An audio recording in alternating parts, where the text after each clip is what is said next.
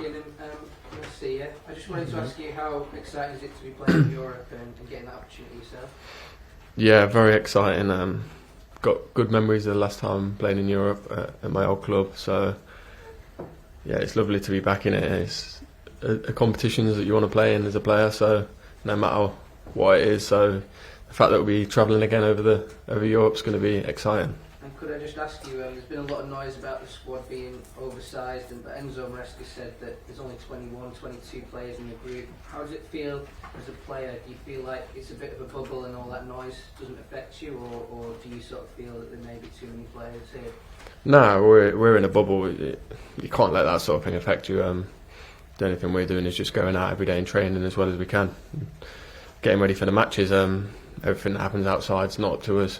We've only got one job, and that's to play as well as we can for the club. Sorry, if I may just follow on from that. On a human level, I mean, I know it's a fiercely competitive industry, we all appreciate that. There are also, colleagues, maybe some of them might be friends. How you feel on a human level, knowing that there are players in such a large group being kept away from the first team and clearly not wanted anymore. How does that feel? It could be at any club. How that feels on a human level. You've got friends and colleagues like that. Yeah, I mean, of course, if you've got friends in the team, you want to see them every day and you want to train. But these are decisions that we don't make as players. That's the club. So, as I said, it's stuff that's not in our hands. All we can do is just go and play and train. And I'm new to the club, so all I want to do is make a good impression. I'm not thinking too much about players this, players that. So I'm just focusing on getting on the pitch every day and playing well. May I ask how it felt getting on Sunday and playing and actually starting to get some football under your boots, if you like, some time under your belt, and how that feels now to finally up and running? Amazing feeling. It was a dream to make my Premier League debut for Chelsea. Obviously would have liked to win the game, but it's a tough first game.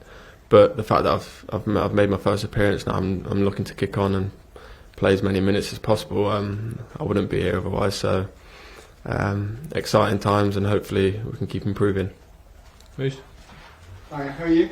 Good, you? Yeah, good, thank you. I suppose in a way all this noise around Chelsea right now is a symptom of the transfer window. You just got to get through it till the 1st of September, and then in a sense it will become a normal club. Yeah, I mean, probably when the transfer window finishes, then it can just be pure focus on the season. Of course, when it's open, you've got speculations, every club does, but I think you're right. The minute it closes, everybody knows where they stand, everybody knows what's happening within the club, and we can kick forward. But that doesn't mean for the next however long it's open, we can't do that anyway. It's just about dealing with that and letting the club do what they need to do. And you may have seen, or you probably did see, a couple of years ago when West Ham won this competition, it's silverware, it's a European trophy. It may not be the European trophy, but it's still a European trophy. Is that something that the players are focusing on, that although this might not be one of the big trophies you can win this season, it's still worth winning? 100%. I mean, any competition you're in is worth winning, whether it be the Premier League or the Carabao Cup. They're all silverware in my opinion, and they're all worth winning and having on your resume. So I think especially in Europe, any competition is big because it shows that you've done well in the Premier League to get into Europe, and as you said, teams like West Ham, it's a massive achievement, the fact that they won it a couple of years ago, and I don't think anyone would be saying it wasn't a massive achievement if come the end of the season Chelsea won it. And I know they've won the Champions League in recent years, but I mean, to add another European trophy to the resume, I don't think anyone would turn their nose up at that. So that's definitely something that we want to do. Thank you.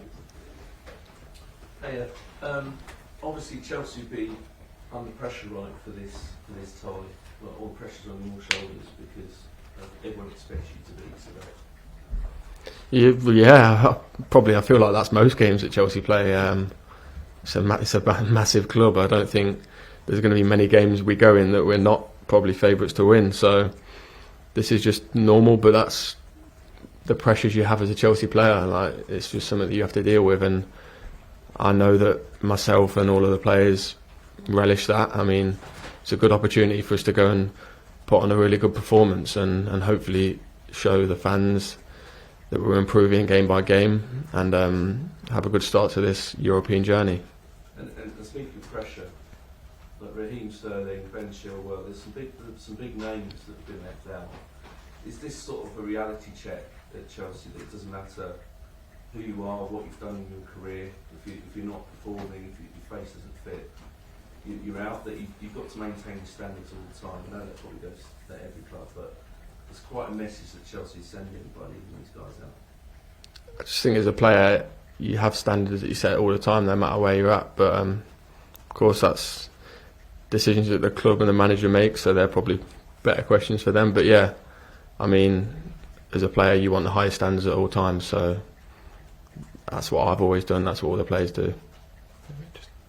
Yeah, hiya. You know, Enzo just been in here. He said he's been very honest to the players at training separately. There aren't any plans at the moment. From your experience, is that what you've experienced on? He's a straight-up kind of guy who tells you how it is, pretty bluntly if need be.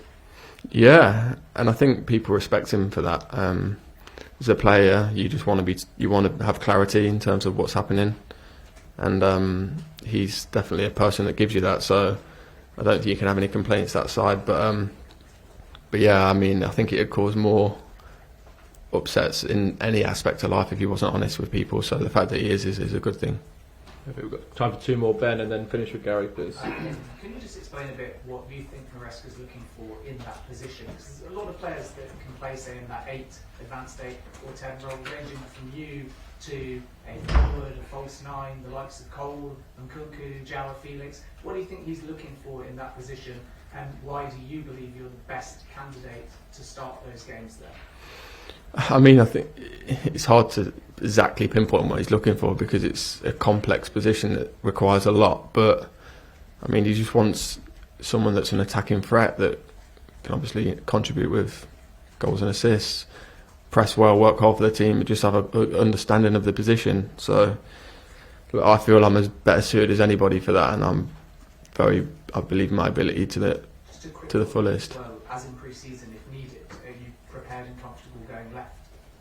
Left what? In pre-season, Oh, left wing. started on a wide position. Yeah, I mean, I'm comfortable playing anywhere. I mean, as long as I'm playing on the pitch, that's all that matters for me. So whether it's left wing, right back, like centre and left and right, I'm happy. Perfect. Gary, to finish. Yeah, just again on Enzo really. Obviously Raheem and Ben, for example, are senior players who've done a lot for this club.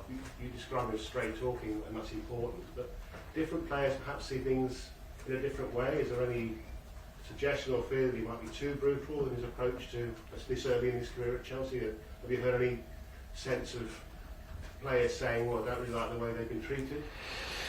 No, I mean, I've not heard anything of that wise. Probably better to ask him, see if anyone's come to him and say he's a bit too straight. But in terms of, for me, no, like he's just been straight, and everyone's respected that in my eyes. On AM, on DAB, via the talkSPORT app, and on your smart speaker. talkSPORT.